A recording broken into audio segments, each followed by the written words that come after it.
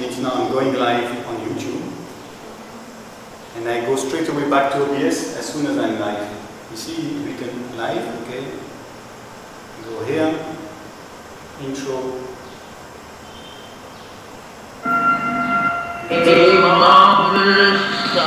There's a little delay.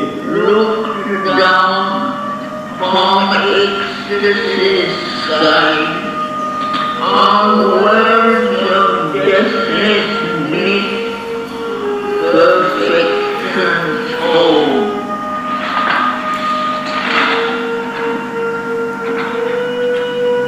God's everlasting day surrounded her. Domains appear of sempiternal light, invading all nature with absolute joy.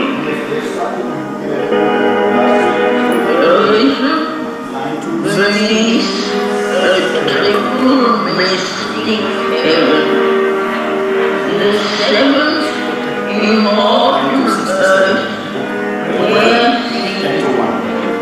surrounds bones of the breast, bodies of death and sleep, where grief can never come, nor any pain. Eternal mountains lean on the gleaming lake, whose lines were laid as on sapphire plates, and etches the borders of heaven's lustrous noon, climbed like fine temple stairs, and from their heads of topless meditation heard below the approach of a blue pilgrim multitude, and listened to the great arriving voice of the white-cloud hymn of timeless seas.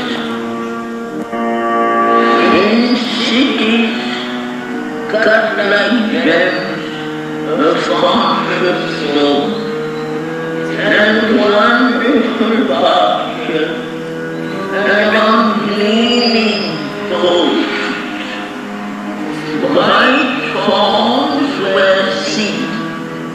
Eternity's luminous sky, above her, between the Godhead's world, the sphere, wrapped mobile victories, here, blindly sought by the huge airing orbits of our stars. Immortal harmonies filled her listening ear. The great spontaneous utterance of the heights, on titan wings of rhythmic grandeur born, Must be in the library. on some deep spiritual heart of sound, strange, trembling with the secrets of the Lord. In the harmony of analytical sight, she saw all nature marvel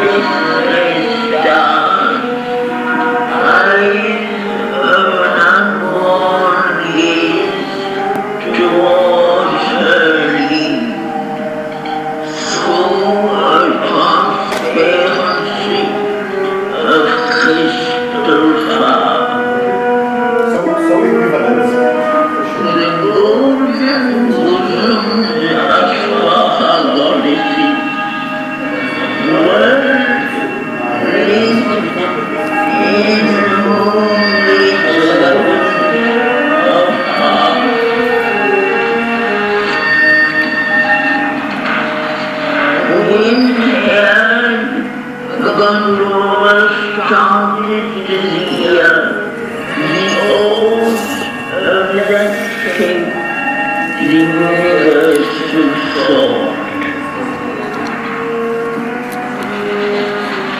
The lines that tear the veil of Deity's face, the lips that bring the sound of wisdom's speech, the words of an infinite reach, crown nature's curve, sunlit in the soul's vision, and It's not read by numbers. Okay, I'll take this one.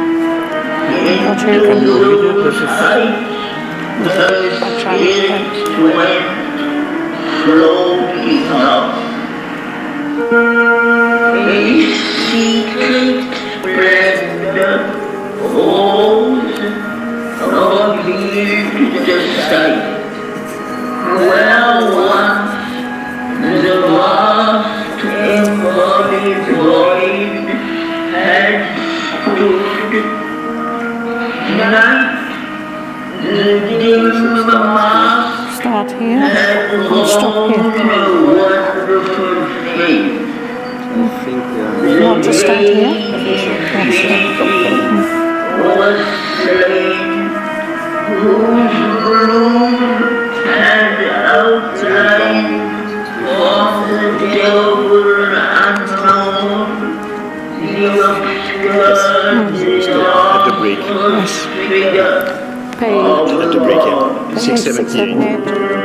as if the glowing calyx of a flower, air visible on music's wave, a lotus of light, better ecstasy, took shape out of the tremulous heart of things. This somber sound was part of nature's vow. There lightened on her the Godhead lurking love. All grace and glory and all divinity were here collected in a single form. All worshipped eyes looked through his on one face. He bore all Godhead in his grandiose limbs. In him, the fourfold being more into Want to go to the toilet or something? that wears the mystery of a nameless name.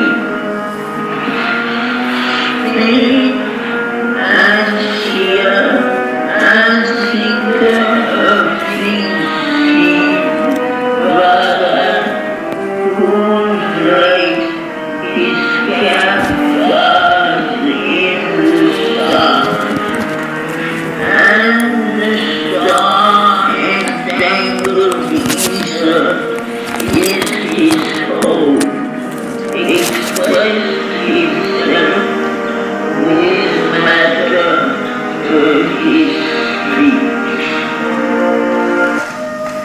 In him shadows his form the golden time, who in the sun-capped vast tells his birth. Yanyagava, author of thought and dream, armed with the golden speech, the diamond eye, is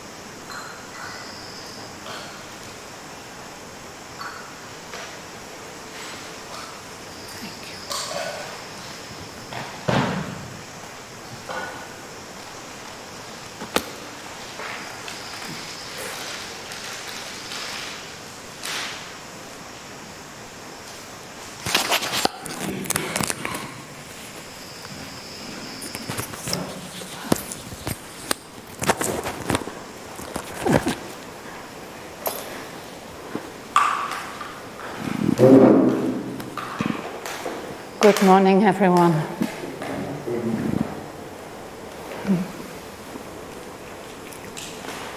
So I think that last week we came to the end of Book 10. So today we can have the pleasure and privilege of making a fresh start and moving on to Book 11 of Savitri, first canto. This is a long canto which deals with the eternal day, the soul's choice, and the supreme consummation. It's really a long page. It goes right to the end of Book 12, the epilogue. But let us start today with Canto 1. Book 11, the Book of Everlasting Day.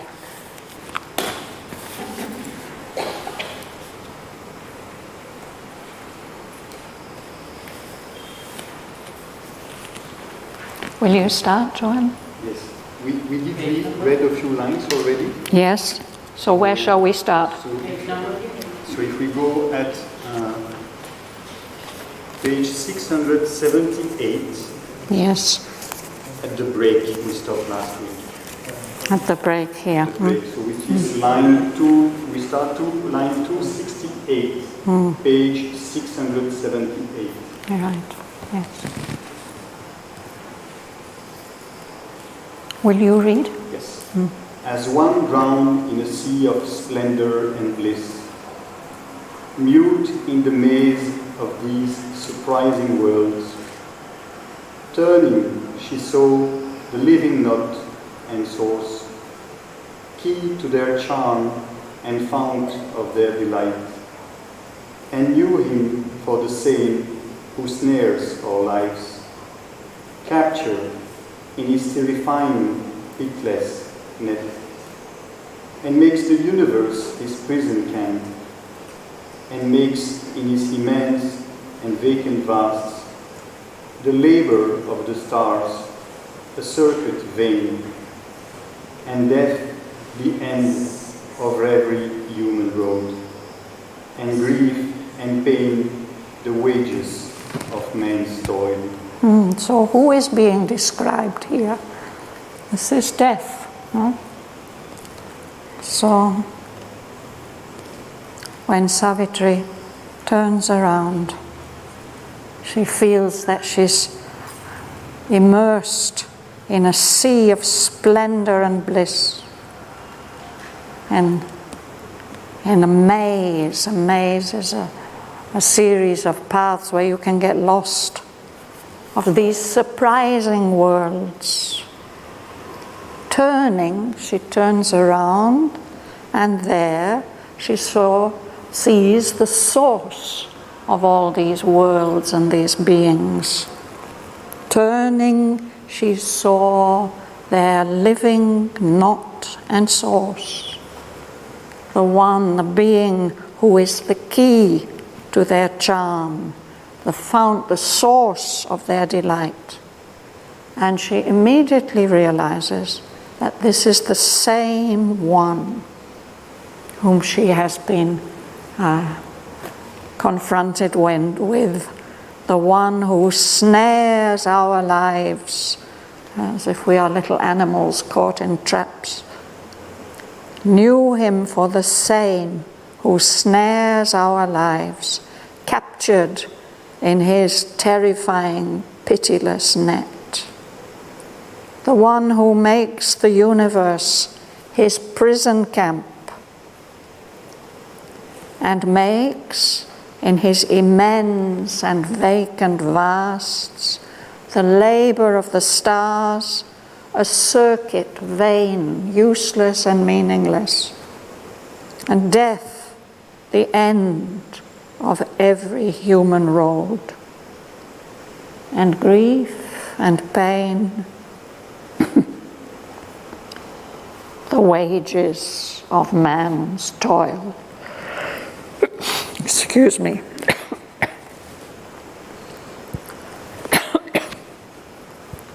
It's just a few lines, but very significant.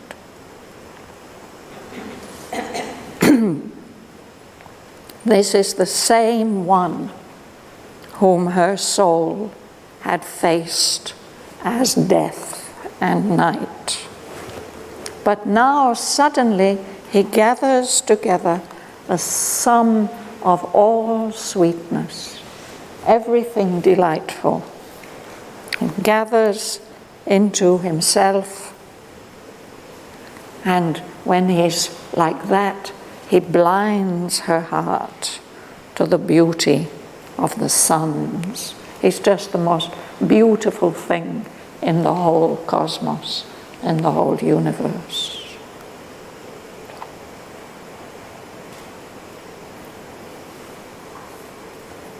Will you read, Dana? Transfigured. We can start with line 280. One whom her soul had faced as death and night, a sum of all sweetness gathered into his limbs and blinded her heart to the beauty of the suns.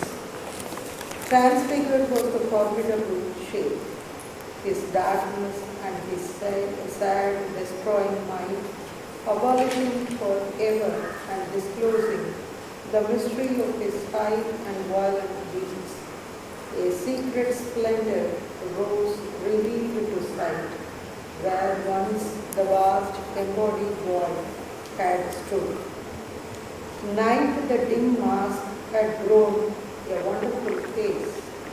The vague infinity was lying, whose gloom had outlined from the terrible unknown the obscure, disastrous figure of a god.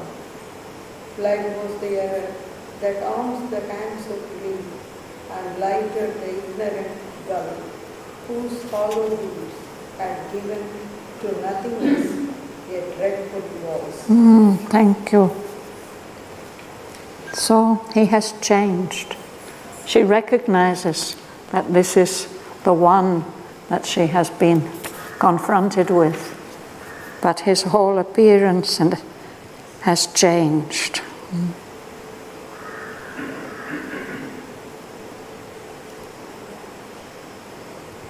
Then Sri Aurobindo gives a very interesting image.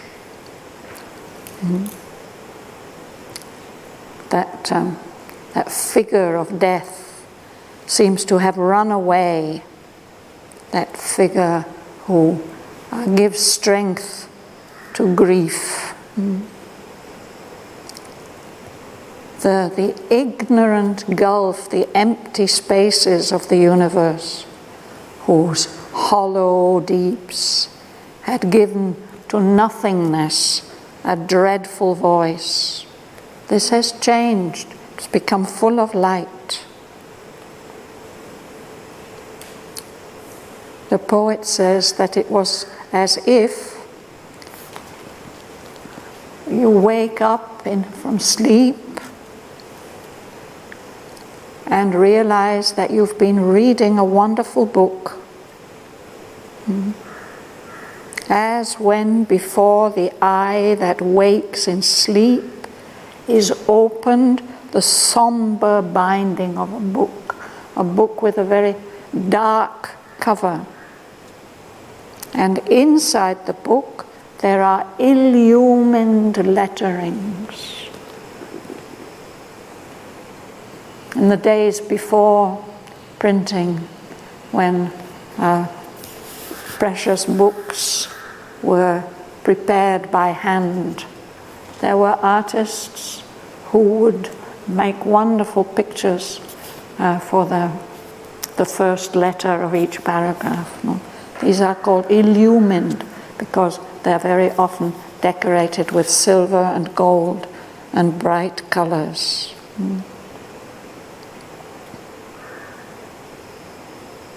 So he says when you wake up from the dream and you realize that can read this book, it's as if a golden blaze of thought has been written down inside the book. And there's a marvelous form which responds to her gaze. She recognizes him. She recognizes the immense sweetness of this being who confronts her now, as the sweetness which justified even the darkest, deepest, blindest pain. All nature's struggle was its easy price. You feel glad to pay the price of seeing that face, the sweetness of that face. Compared with the sweetness of that face, all the agony of the universe seemed worthwhile.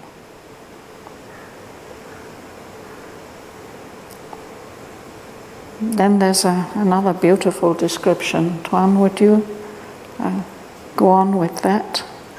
As if the choric calyx of a flower. As if the choric calyx of a flower, a area visible on music waves, a lotus of light-petaled ecstasy, to be shaped out of the tremulous heart of things.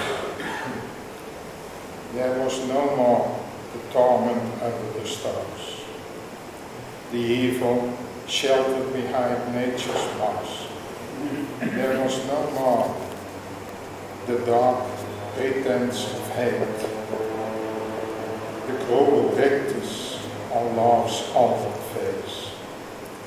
Hate was the grip of a dreadful armor strife, a ruthless love intent only to possess, has here replaced the sweet original God. Forgetting the will to love that gave it birth, the passion to lock itself in and to unite, it would swallow all into one lonely self, devouring the soul that it had made its own, by suffering and annihilation's pain, punishing the unwillingness to be one, angry with the refusals of the world, passionate to take, but knowing not how to give.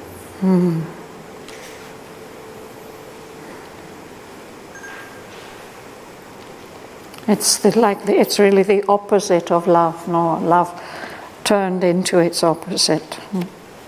A ruthless love, intent only to possess and own. What is a choric calyx of a flower? A calyx is a part of a flower. No? And here it's as if this shape of the flower has come into existence through a song, as if a beautiful music has created the shape of this flower.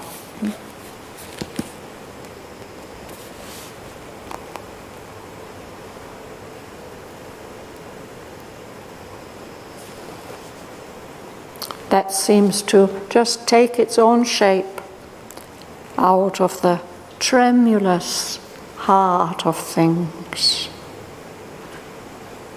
So all that possibility of torment and suffering has disappeared. And he gives an explanation for what we human beings experience as hate, the very opposite of true love. This is what Savitri sees now, that hate, the existence of hatred, is just like holding on, something holding on tight in a kind of fierce love, too intense love. Here we have this word rictus, which has appeared a little earlier in the poem too. It means a twist twisted smile, a smile which isn't a smile of delight or anything, but something horrible. The cruel rictus on love's altered face, when the face of love, the smiling face of love, gets twisted, deformed. So that is what hate is, actually.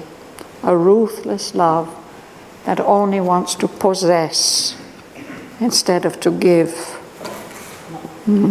That hatred has here in our world replaced the sweet original God of love. And that ruthless love has forgotten the will which gave rise to it. Instead, it wants to swallow everything up into itself, devouring the soul that it had made its own. It's only a few lines, but it's somehow a very significant knowledge which is being expressed here.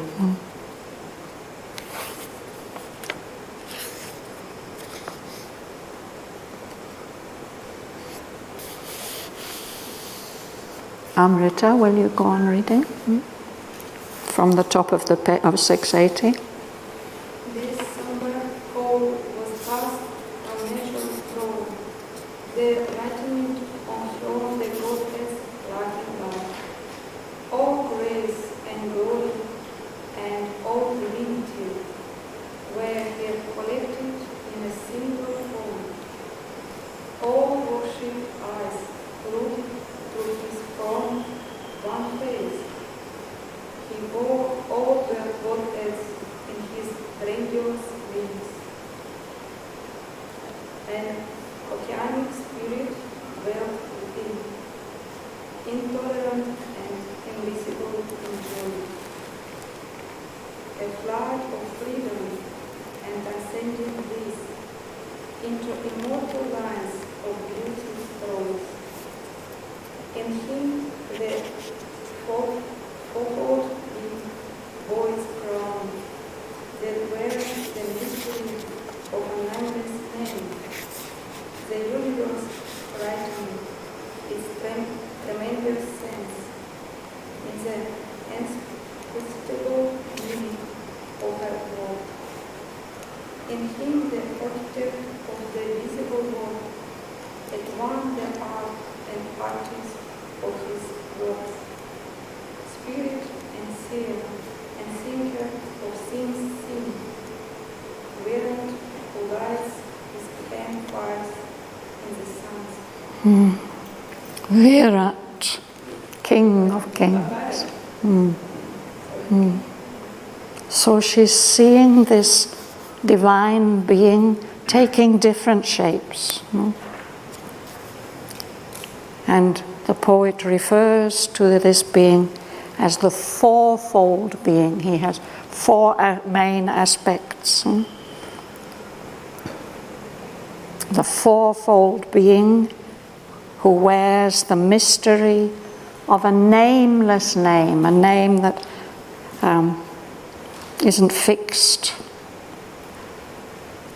In this being, the universe writes its meaning, its significance in the inexhaustible meaning of a word. And now he's going to tell us what that word is. In him, in that being, the architect of the visible world, the one who has created this universe that we see, is at once the art and the artist of all this creation. He is the spirit and the seer and the one who is the thinker of all things known.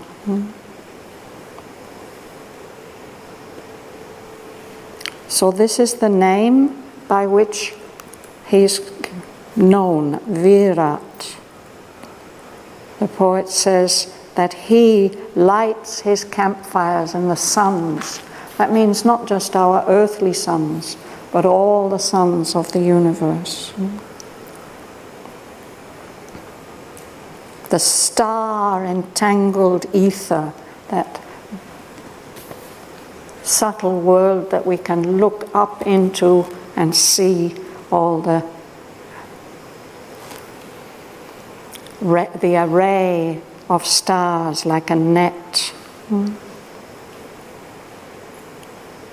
It says that he now is expressing himself with matter for his speech. This matter, this material creation is the poetry or the expression of this God, Virat.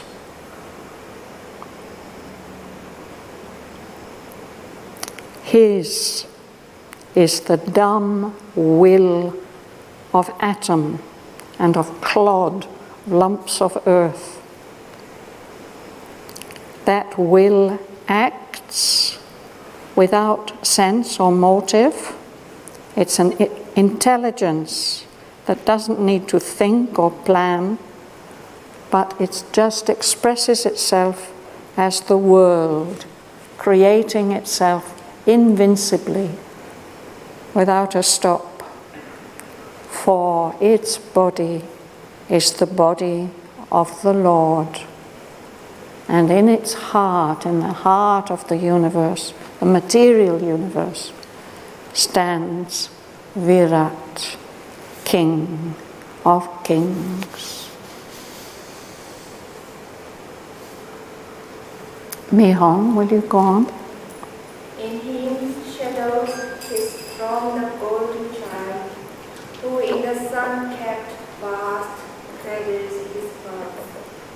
Hiranyagarbha, author of thoughts and dreams, who sees the invisible and hears the sounds that never visited a mortal ear, discoverer of the unthought realities, truer to truth than all we have ever known. He is the leader on the inner road, a seer. He has entered the forbidden realms, a magician with the omnipotent wand of thought. He reads the secret, uncreated worlds, armed with the golden speech, the diamond eye. This is the vision and the prophecy, images casting the formless into shape, traveler and the hewer of the unseen path. He is the carrier of the hidden fire. He is the voice of the ineffable. He is the invisible hunter of the light, the angel of the mysterious ecstasies, the conqueror of the kingdoms of the soul. Thank you. So this was a fourfold being, with four main aspects. Virat is the first of them, and now here, the golden child is the second one, Hiranyagarbha, who seems to be connected with the invisible, subtle worlds. So that's the second spirit. And then there's a third one. A third spirit stood behind, who is the cause of the others.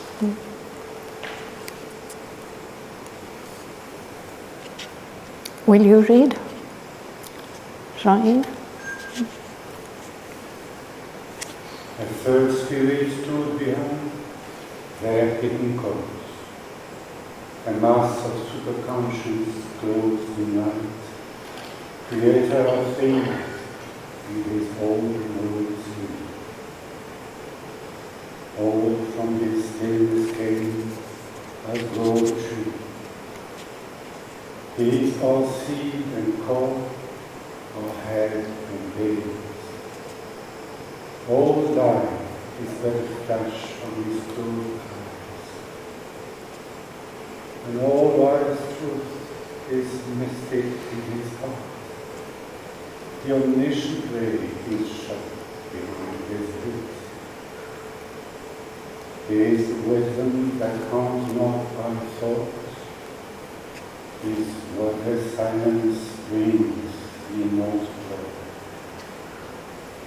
He sleeps in the atom and the burning star. He sleeps in man and God and beast and soul. Because he is there to constant burden. Because he is there, the world forgets to die. He is the center of the circle of God. He is the confluence of nature's life. His slumber is an almightiness in things. Awake, he is the eternal and supreme. Above was the ruling peace of the ancient, its omniscient and omnipotent thoughts, its immobile silence, absolute and alone. Thank you.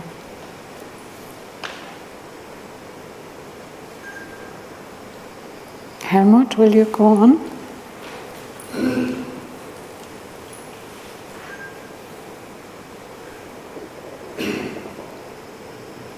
All powers were woven in countless concords.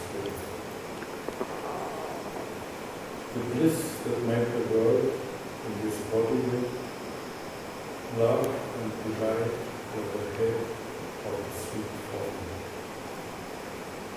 And all the luring meshes of the snare he captured, the proud blissful members held all joys, all honors of the panting heart, and fugitive from life's old state.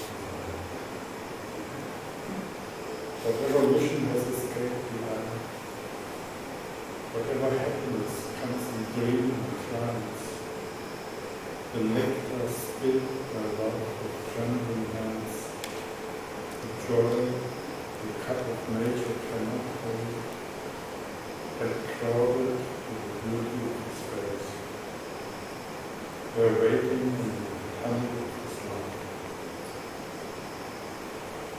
Things hidden by the silence of the hours, the ideas that find no voice in living lips, the soul's present meeting with infinity that can't be broken and taken fire. The secret whisper of the flower and star revealed its meaning in its fraternity. His lips curved eloquent like a rose of dawn. He smiled with play with the wonders of his mind, and stayed in the heart when he had left his mouth, glimmer with the radiance of the morning star, gemming the lights covering the heaven. His gaze was like the garden of eternity. The spirit of its sweet and calm and tender was a wise form of gladness, and he vanished the light of the ages and the north of the hours. Son of wisdom in the middle of the world. In the orchestral largeness of his mind, all comfortable cities that boast each of them. Rich, wonderful development, in the mutual margin to the middle of notes. In bird-like girls of one family who had found a common mysterious love. As from the heart of some ecstatic God, there springs of harmony of little bliss, striving to be more heavenly the joy unsung. Such was the life in the body. see the brightness of the boundless sky. We see the passion of the soul as the world. We see the burning of the world by the sun. Look upon each other. Soul. Thank you. Thank you. So we have been shown 4 aspects of the Supreme Lord. And Savitri and that Godhead. They are like 2 equal beings. They look at each other, they recognize each other. Soul recognizes soul.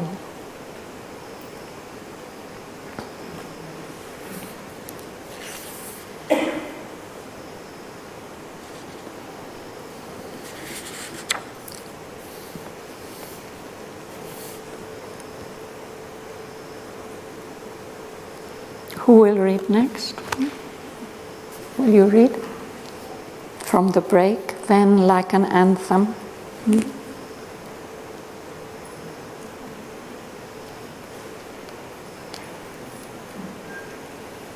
like an anthem from the heart's recent gates, the voice soared up, whose magic sound returned, the poignant rhythm of the golden source of rapture, and her cry was great song. Oh, human image of the deathless world, Lord, how hast thou seen beyond Canto's walls, the gazing sisters of the divine being, summon the journey of the ruthless people, and under revelation's arches crossed, the carved, taught, shrouded doors to swing apart, unlocked the avenues of spiritual sight, and taught galleries of an avenue of spirit to direct soul that world longing to. Indeed, the secret sight lies blindness has opened his view past time. My chariot crossed, and death, my tunnel which I drive through life, to reach my unseen distance of bliss. I am the rushed search of jazz bars, pursuing my wisdom's vast mysterious world, seized in the thousand twinkling rays of heaven. I am the beauty of the unveiled dream, drawing to the deep roots of the infinite night. The unconquerable pilgrim, soul first, through the very gorgeous of the stars. I am the fire, the rock, vital ecstasy. They who have looked on me shall breathe no more. The eyes that live in night shall see my form. And the pale shores forms in the streets that flow beneath the great tormented sky. 2 powers from one original ecstasy born, face near and departed from the life of man. One leads to earth, the other yearns to the skies. Heaven in its rapture brings of perfect light. Earth in its sorrow brings of perfect agony. The 2 longing to journey, yet walk apart. Highly divided by their failing seats. They are kept from their oneness by the charm of fears. Sunlight is buried by miles of dark. They gaze across the silent gulfs of sleep, while side by side recline upon my vast, like bright and restful imaginary forms. They wait to yearn, but never ending trust, while thinly flickering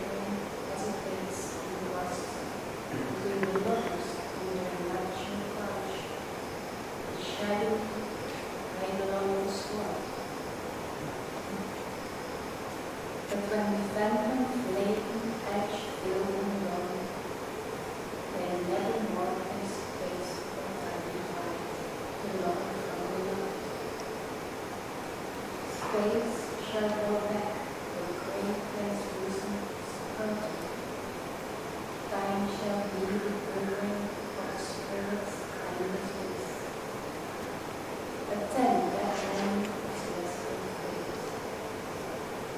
Meanwhile, good too shall serve the human life, which only now describes the living things, repressing to the parts of their thoughts and found the languages of the gods. With patience of the ripple waters of heaven, making the vision where the light beams of happy oneness, gradually into minds, by attraction to voluntary.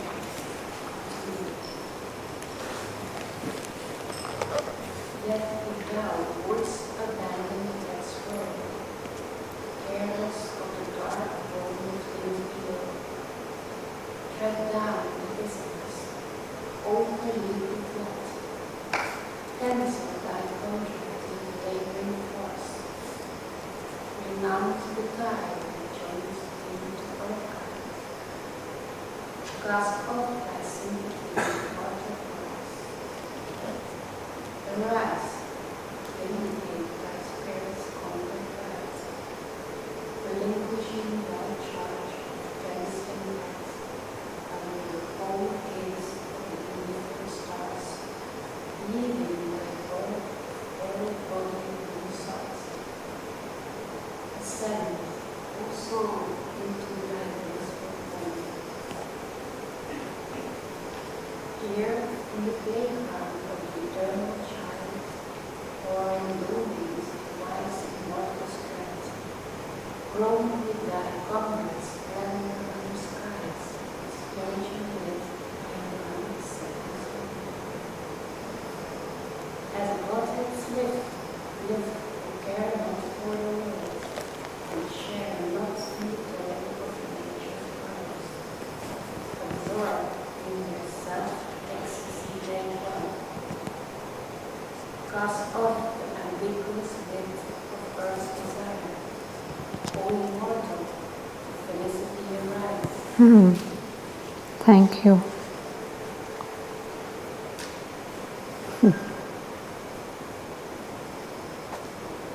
On Savitri, listening in her tranquil heart to the harmony of the ensnaring voice, a joy exceeding earths and heavens poured down, the bliss of an unknown eternity, a rapture from some waiting infinite. A smile came rippling out in her wide eyes. Its confident felicity's messenger, as if the first beam of the morning sun rippled along two wakened lotus pools. So then Savitri speaks. O besetter of man's soul with life and death, and the world's pleasure and pain and day and night, tempting his heart with the far lure of heaven, testing his strength with the close touch of hell. I climb not to thy everlasting day, even as I have shunned the eternal night. To me, who turn not from the terrestrial way, give back the other self my nature asks. Thy spaces need him not to help thee now, their joy. Earth needs his beautiful spirit, made by thee to fling delight down like a net of gold. Earth is the chosen place of mightiest souls. Earth is the heroic spirit's battlefield, the forge where the archmason shapes his works. Thy servitudes on earth are greater, King, than all the glorious liberties of heaven. The heavens were once to me my natural home. I too have wandered in star-jeweled groves, paced sun-gold pastures and moon-silver swards, and heard the harping laughter of their streams, and lingered under branches dripping myrrh. I too have revelled in the fields of light, touched by the ethereal raiment of the winds. Thy wonder rounds of music I have trod, lived in the rhyme of bright, unlabouring thoughts. I have beat swift harmonies of rapture vast, danced in spontaneous measures of the soul, the great and easy dances of the gods. Oh, fragrant are the lanes thy children walk, and lovely is the memory of their feet amid the wonder flowers of paradise. A heavier tread is mine, a mightier touch. There where the gods and demons battle in night or wrestle on the borders of the sun, taught by the sweetness and the pain of life to bear the uneven, strenuous beat that throbs against the edge of some divinest hope. To dare the impossible with these pangs of search. In me, the spirit of immortal love stretches its arms out to embrace mankind. Too far thy heavens for me from suffering men. Imperfect is the joy not shared by all. Oh, to spread forth, oh, to encircle and seize more hearts, till love in us has filled thy world. Oh, life, the life beneath the wheeling stars, for victory in the tournament with death, for bending of the fierce and difficult bow, for flashing of the splendid sword of God. O thou, who sounds the trumpet in the lists, part not the handle from the untried steel. Take not the warrior with his blow unstruck. Are there not still 1,000,000 fights to wage? O King Smith, clang on still thy toil begun. Weld us to one in thy strong smithy of life. Thy fine curved jeweled hilt call Savitri. Thy blade's exultant smile name Satyavan. Fashion to beauty, point us through the world. Break not the lyre before the song is found. Are there not still unnumbered chants to weave? O subtle-souled musician of the years, play out what thou hast fluted on my stops. Arise from the strain their first wild plaint divined, and that discover which is yet unsung. I know that I can lift man's soul to God. I know that He can bring the immortal down.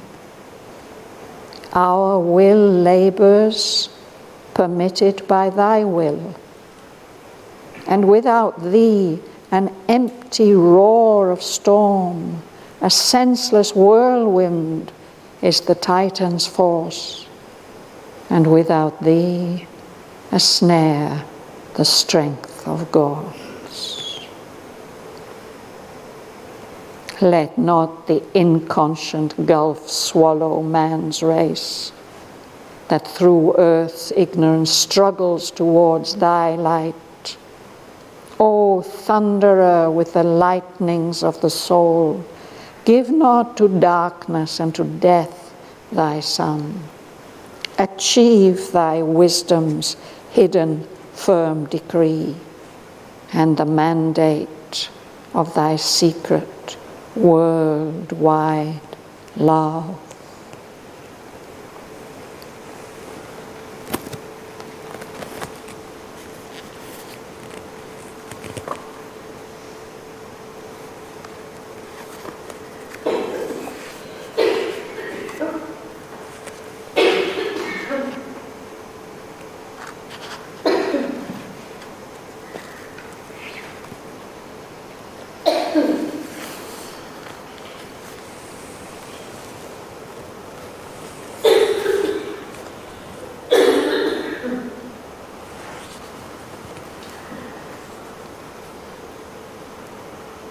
Shall we pause there for today? If there are questions, you can look at them during the week and we can go into them. Sorry?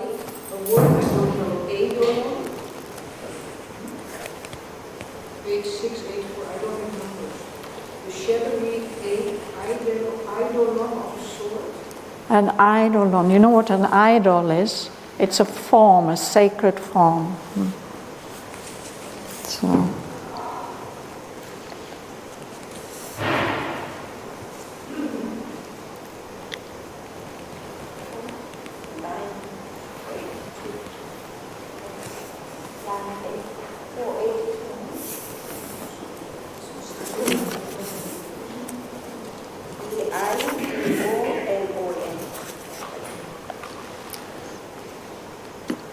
$482, you said.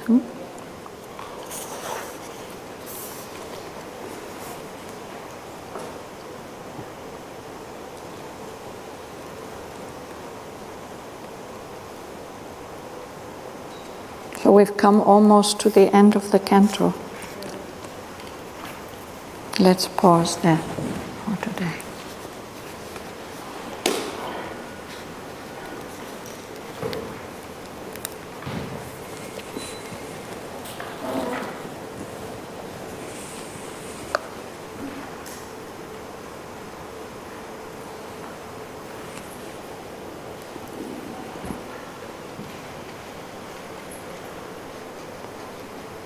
Or it speaks about the shadowy eidolon of a sword.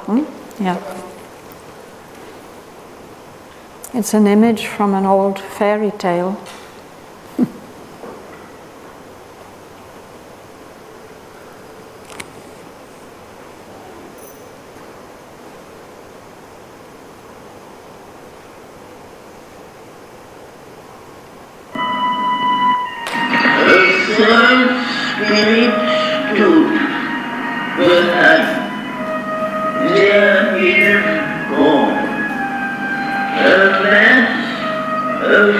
Superconscious flows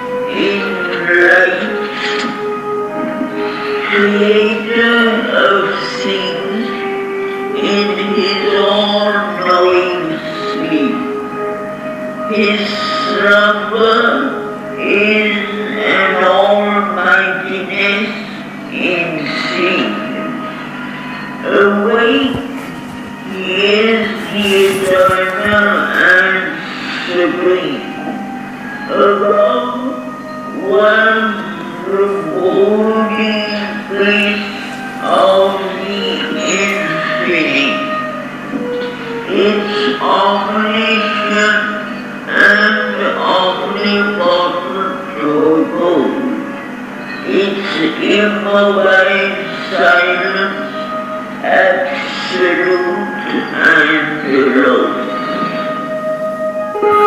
We see the wideness of a boundless sky.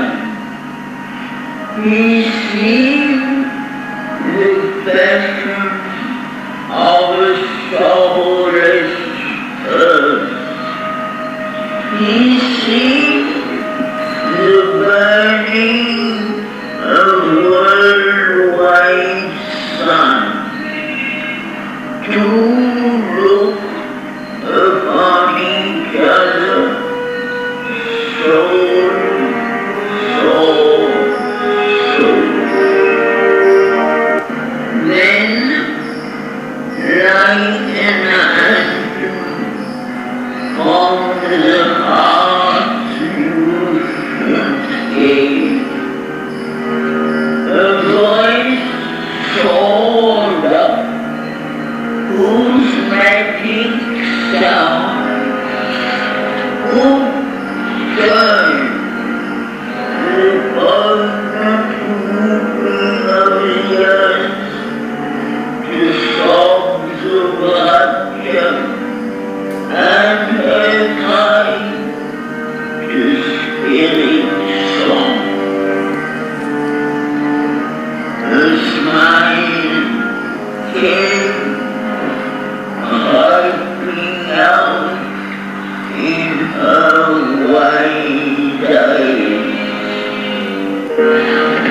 Then, with a smile august as noonday heaven, the Godhead of the vision wonderful. How generous nature and man's nature eyes to the celestial rivers, yet earth to guide.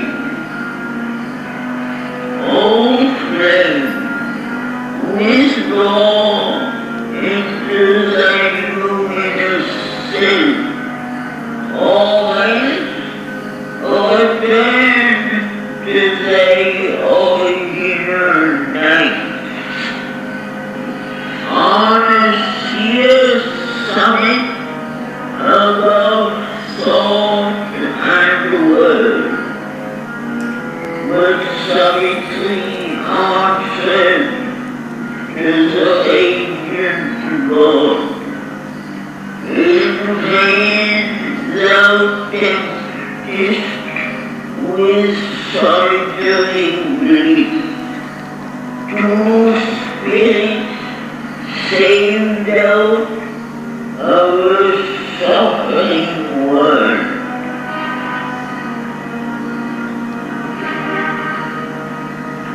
Since God has made earth, earth must make in her God. What hides within her breast, she must hold.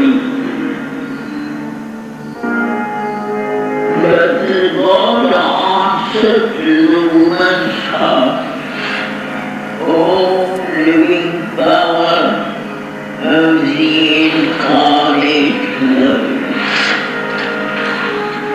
arise upon a ladder of great words to the infinity where no word can be.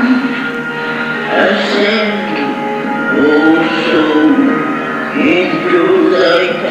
listen, choose destiny's curve and stamp thy wheels on them. In an ineffable world, she lived fulfilled, an energy of the triumph infinite, in a measureless reality she dwelt. Around her, some tremendous spirit lived, mysterious flame around the melting stone, and in the phantom of abolition space, there was a voice unheard by ears that cried, "True Spirit, the supreme choice, not given again, accept, O music weariness of notes, O stream wide breaking of thy channel bank, and silently the woman's heart replied, thy peace, O Lord, a boon within the keep, amid the roar and run of wild time, for the magnificent soul of man on earth. Limitless like ocean around the lonely eye, a second time the eternal eye awoke, wide open are the ineffable gates in front. Immeasurable, the woman's nature spoke. Thy oneness throne in many approaching hearts, a third time swelled the great admonishing call. I spread abroad the refuge of my wings, the somber things was answered to the voice, and passionately the woman's heart replied, thy energy, Lord, to seize on woman and man, to take all things and creatures in their grief, and gather them into a mother's arms. Solemn and distant, like the seraph's laugh, a last great time, the warning sound was heard. I opened the wide eyes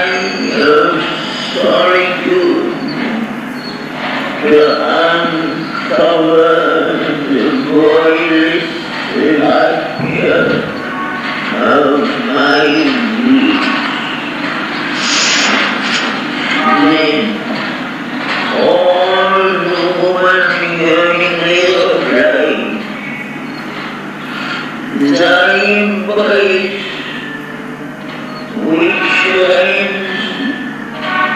living not of faith. Thy joy, O Lord, in which all creatures breathe, thy magic flowing waters of deep love, thy sweetness give to me the earth and men.